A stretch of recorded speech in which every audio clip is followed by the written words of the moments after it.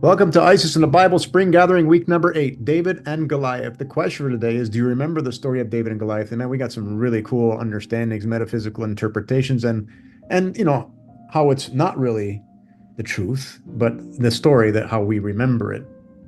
Do we remember how it's been told? So where does the giant live and who holds the stone that slays him? So I'm glad you joined us so we can uncover the deeper truth of this tale.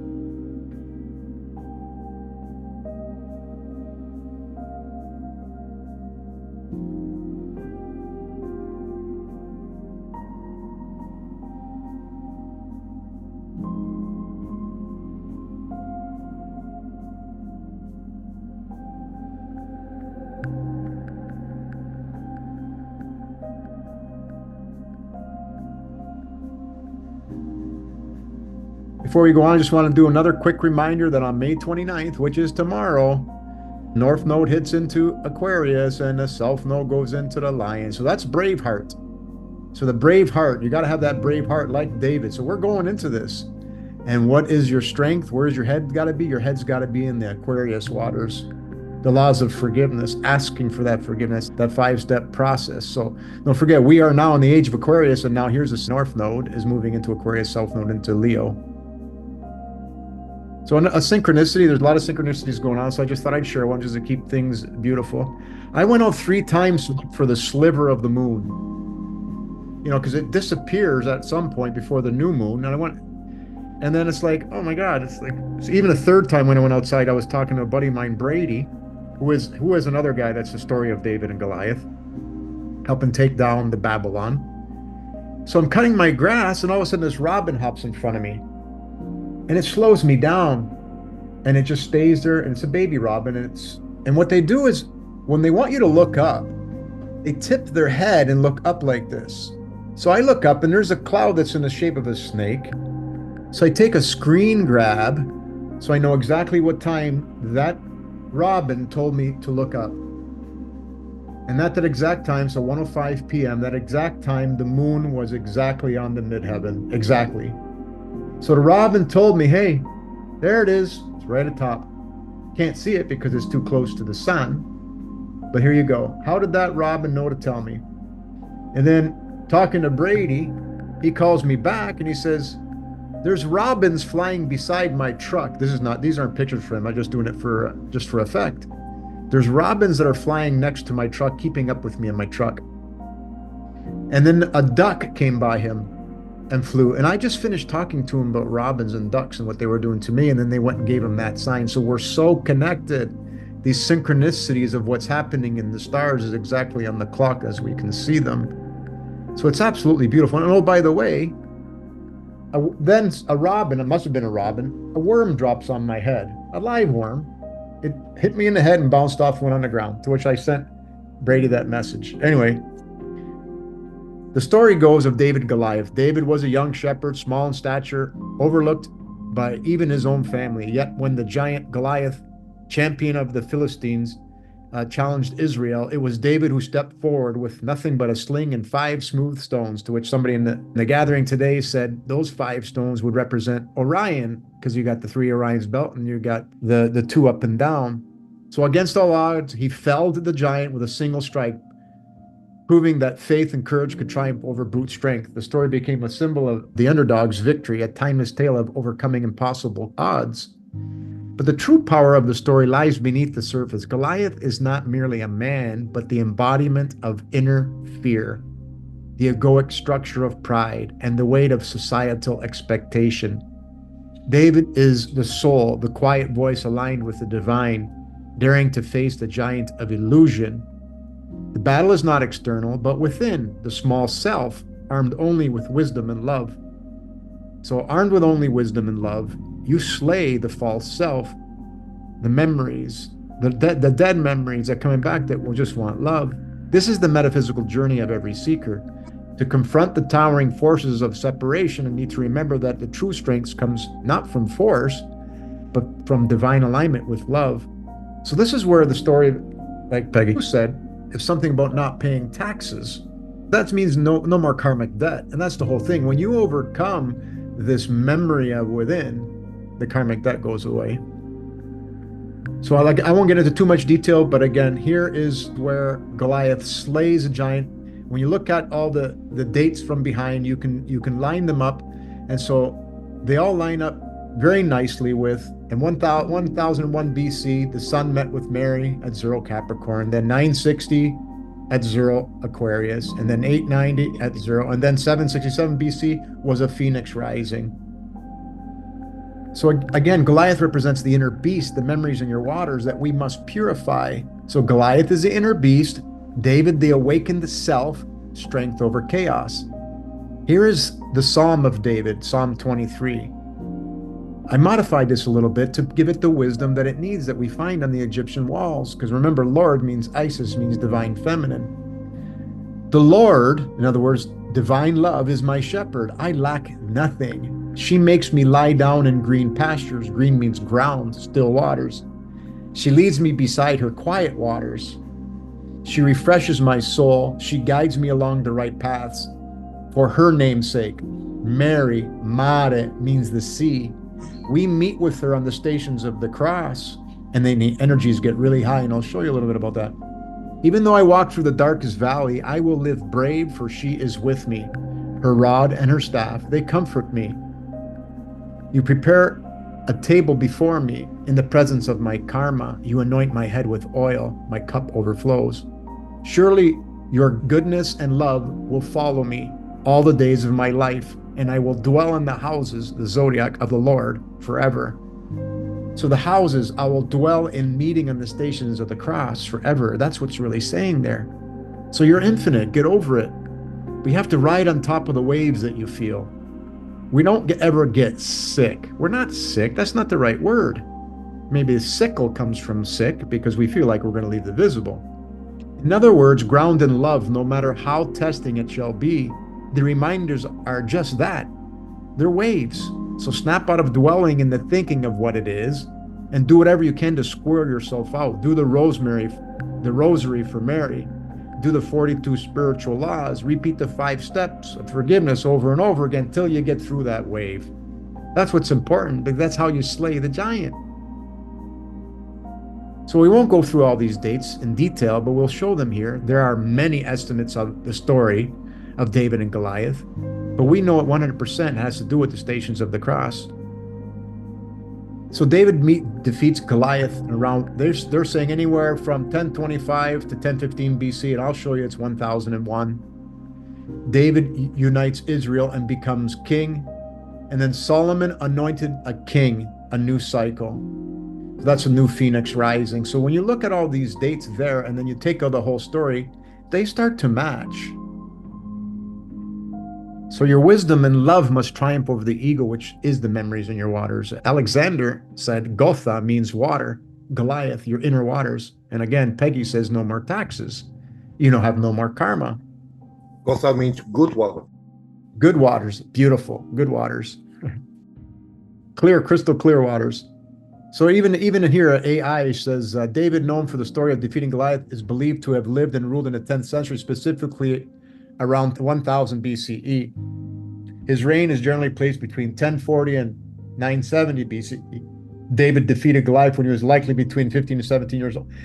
They're trying to make a story of what these are. So this is the stations of the cross when Mary meets with them, right? And so I'll go through these dates just really quickly, and I want to show you some alignments that happen So in 1033 BC, David anointed by Samuel, well, the mother is on the 0 degree of Sagittarius then. And then getting into when he slays Goliath, okay, look, we have Ceres is the one that does the harvesting. You got a new moon, right? So that Mary, the sun, Ceres the harvester, all there on a new moon. And of course, you have Neptune energy and the north and look where the north and south node are. Look at that. They're entering into Aries because they go backwards. So right there on the cusp. So energetic cusp, energetic cusp. David defeats Goliath. Well, that just means we're going to get so much loving energy where if we tune in at this time, you're going to defeat that inner Goliath. That's what it means. The good waters, like Lex says. So these alignments are very strong. So the people at that time frame start to get enlightened. Even Pluto's sitting there retrograding across here into Leo from Virgo. Can I say something? Absolutely. So in the past I have said we are now on our own. We are this embryo growing in the metaphysical sense. And we are confused about the physical and the metaphysical. The fears that we have decide they are different in a metaphysical and a physical sense. And these end up as Om. Om is kind of an interference in the voltage, which decides which direction your energy goes. So you have to have the right fears. The right fears, for instance, the right fear is you don't want to be all on your own. But sometimes you have to choose to be on your own. And all these decisions can cause you not to come home and get lost in the minus is the man with the bull head, the labyrinth. You get lost in the labyrinth of it. Very well put, Lex. Very well put. Yeah, it's all totally related. We got to find our way home, right? So I'm just going through these different dates when the mother meets with the son, and I left it here. I do the 29 point something and not 0, and so here you have another eclipse. Okay, so there was an eclipse on this time. David unites Israel, becomes king. So these are just stories. Like Peggy, for example, if you told your grandkids of all the good work that we all did and how Brady led us all, would be Brady the Great, right? But there's millions of people all around the earth that are doing it. But we pick one person and go with that story because for some reason, it can't be anybody else. It's going to only be one. And here's a squirrel. Come to squirrel me. So you can see just all these alignments. Look how many are sitting there, all on the one side of this chart. Here again, the mother meets with the sun and the moon on a new moon, right at the cusp. These are you can't even deny these beautiful alignments. And then of course, Solomon, he gets anointed as king. So they all say there's a new king because the man wants to think that there's only one out there. Oh, we got to have one president of the world and one king. No, it's you. It's you. Stop talking about somebody else outside of you. There's no leaders out there. Don't say any politician's name. Don't give them any praise. This is what they want. We're all great, right, Claudio? We're all great. I am the great Peggy. Now, somebody might say, "Oh, that's sort of ostentatious of you," but I'm doing the work. I'm feeling it. I'm feeling great about it. So we're all the great. It's Chris the Great and Susie the Great, and it's okay to embrace that greatness because it's perfect time. Yes, exactly. You are the one you've been waiting for. And once we all get there, then the world's an absolutely fantastic place to be. So I just wanted to show you this. It is all about Stations of the Cross. Just to show you another one, I wanted to go through this because there was so first I want to show you this. So in 1902, there was an eruption. And Eris is aligned the sun. There was an eruption, leveling out a wealthy Caribbean city culture capital of the Caribbean. So these Babylon falls. All the people who are holding on to pixels, gold, anything that materialism, that era falls. Okay? So a major commercial hub for the French colonial empire in the West Indies, often called the Paris of the Caribbean due to its architecture, art scenes, and economic activity. So right when there, and I'll talk about these alignments, which is amazing. So have you heard of the Mount Pelee eruption on May 8th, 1902? We have another look at a major cleanse surrounding the Stations of the Cross. On May 8th, 1902, the volcano Mount Pelee on Martinique and Caribbean island violently erupted. Within 2 minutes, approximately 28,000 people perished, and the once thriving city of St. Pierre was annihilated. This stands as the deadliest volcanic eruption of the 20th century. Temperatures exceeded 1,000 degrees Celsius, instantaneously killing residents. The entire harbor, including ships, was devastated. This is taking down Babylon, folks. Look at this picture. Look at it. Okay, there's all kinds of rumors. So the survivors was some guy, Louis Auguste Cyprus, look at that, eh? A prisoner in a thick-walled dungeon cell, shielded from the direct pyroclastic flow. His survival became legendary.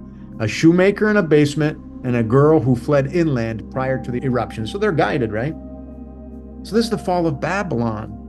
Those whom are the prodigal sons and daughters who still try to hang on to everything, and they want more than everybody else, and they don't want to share. So rumors still persist today of gold belonging to banks and merchants were stored in St. Pierre's vaults. So people are sitting there, they're flying too close to the sun, and I'm going to show you that now. So how interesting is that when we talked about Orion's belt, Orion, the 5, 1, 2, 3, 4, 5, David and Goliath, right? At the exact moment, because we have the exact time when the eruption occurred, at that exact moment, Orion's belt was rising. The part of fortune something birth was aligned with the pole star. Slaying the head of Medusa, Algol, the moon is there. This is where they get the verbiage for the story. An astrologer, a ruler means one who measures the stars. They were called rulers, not because they ruled people. No, it's because they're telling you what's happening and what's coming, right? So we'll jump to that one in a second. We're going to move on to number 4. And now here you go. This is a beautiful story of David too, even though it's because it's a repeating cycle. So look at Uranus, that which holds up the roofs over your head. Okay, they're all gone. In retrograde, setting at that exact moment, and it's on Rosselhaug. And Rosselhaug is what? Rosselhaug is the star in Ophiuchus. That's his third eye. So the stone of Orion hitting the third eye. This is where all these stories come from. This is where they get all the words. Because somebody's just trying to paint you a picture of what's happening in the sky. Number 5, of course, you have Hygeia. Of course, you're going to have Hygeia. A lot of people are cleansing, I'm sure, on both north and south node. So the body's burned. But here it is. Icarus, the boy who flew close to the sun, burned his wings, retrograde, aligned with the sun at that exact moment, right across from Lilith. They changed, TimeNomad changes. I plead with them to change it back because this one makes no sense to me. This is Lilith's. Always was and should always be. The black moon on the cross. So right across, Lilith in retrograde.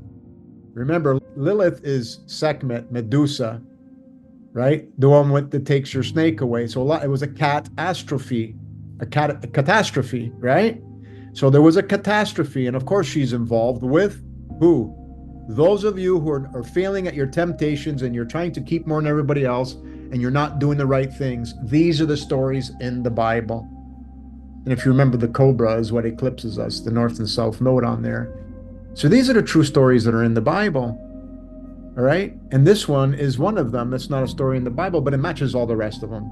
It's a cycle. And again, this is when the sun was aligned in a 1902 eruption.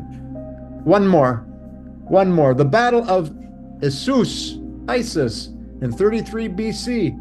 33 BC, Alexander the Great arrived with his army in the rich Phoenician city of Sidon. So there's another fall of Babylon, right?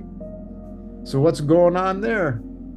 Look at this. We have both Marys a new moon with Venus right there at the cusp, 0 Pisces. So there it is again. Babylon gets taken down. And that's what's happening right now, folks. It wanders this way or that way, plus or minus a couple of years, but we're here. Babylon falls. It's falling. We know it is. The banks are all falling. So the mythological story of Alexander the Great and the Battle of Issus, which is the Battle of Isis, it's the battle of David and Goliath. Love is telling you, you got to slay those energies. You got to slay those karmic waves. You got to get out of paying taxes. It's your own taxes, which is triumphing over the battle of our ego memories and stilling them with love. That's what it should be. The story as it sits today versus the metaphysical truth. Alexander the Great, driven by destiny to conquer the Persian Empire. His brilliance forged an empire stretching from Greece to India, blending east to west, worshipped as a god king. His ambition was boundless. So here we go, want to state it's only over there, and it's only this person. No, it's upon all the lands, and it's every person that have to fight your own battle within. So the metaphysical truth is Alexander was more than a conqueror. He was the embodiment of cosmic light, aka love, the Eris sun uniting at 0 degree Pisces. His rise marked the collapse of old empires, taking down Babylon, a cosmic rest where unity and love prevail. His story whispers the true kingship in mastering the self. All empires crumble, only the soul's journey endures. So we are taking down Babylon as we speak, every one of us. We have to do the same so that we can feel this invigoration. Clear your mind and ride on top of the waves. Rise above with your surfboard called love and forgiveness. Dwelling in the past is crashing through the waves. You can't get it to go away. Repaint them, folks.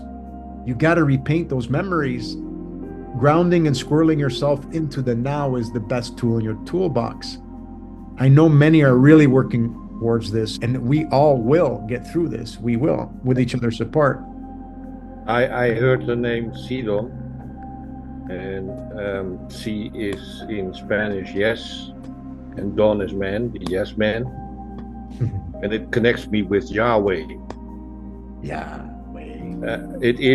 Yahweh is almost a cry of help. Yes, please weigh my heart so I can finally fulfill my purpose, my potential. I am serving the feminine, but being in the center, I have to carry the weight of the universe, and I want to let go. Thank you. Thank you, Alexander. Very beautifully said. There are many around the world where people will tell of great men and women that are rising up to share the love, to tell the infinite cycle of cleansing we're upon once again.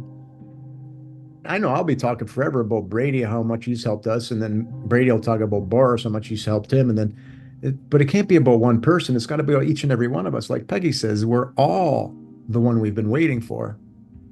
So here is the Hail Mary reworded to line with the truth and of the loving essence to which you tap into. Yourself, the divine feminine within. If you want to say the rosary, I would suggest these words, and they will tap into your pure love within, which is encapsulated with truth and wisdom we left behind on the Egyptian walls. So when you say these different things like the 42 spiritual laws, the 5-step for forgiveness, if you say this rosary in this way, it's more fitting with the way it should have been written. So the one divine feminine, because don't forget, Mary, Isis, every culture has her in their books. Why? Because she's the mother of God. She represents pure love. You can't get in and out of these waters unless you go through a womb. So Hail Mary. Remember, Mary means Mara, means sea of love, right? Hail Mary from the sea of love. The Lord is thee. Blessed art thou within women, and blessed are the fruit from thy wombs, us. Holy Mary, Mother of us, gods and goddesses, shine your love rays upon us, now and until we sunset, so that we may sunrise filled with loving grace. So when you compare this with the words that are there, this is more powerful because you know you're infinite. Mary means pure love. Jesus is he is us. Okay? Did somebody go around saying the story of one man who was slaying Goliath? Or did somebody say he is us? And everybody took that as he is us and as one man. We're trying to hold on to one Savior, but the Savior is you. Jesus is the two fish, is the Piscean age. So yeah, there probably was a Jesus then, but everybody around the world had the exact same Christ consciousness at that time. So he's not coming back to save you. She is, because she is on the cross with you every single time. Every 558 years, she goes all around the block with you, meeting you at the cusp, making sure that you're staying in that pure love that you should be. So that's all we have for today.